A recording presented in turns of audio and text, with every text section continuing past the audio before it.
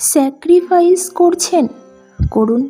তবে স্যাক্রিফাইস করতে করতে নিজেকে একেবারে নিঃশেষ করে ফেলবেন না।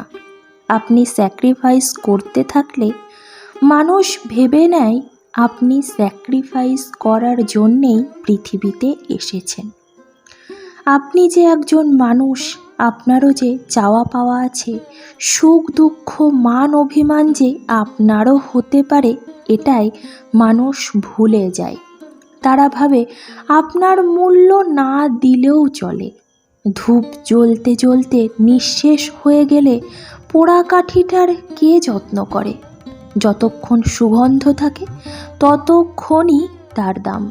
ফুরিয়ে গেলে বরং নতুন ধূপ নিয়ে এসে জ্বালায়।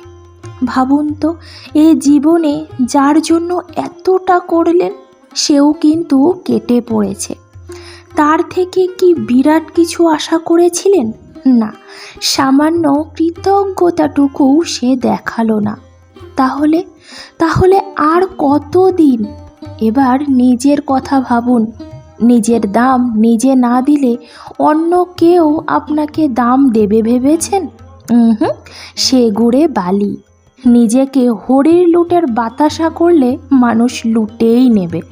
আজ থেকে নিজের জন্য একটু ভাবুন, নিজেকে একটু হলেও বদলান, দেখবেন আপনি ভালো আছেন।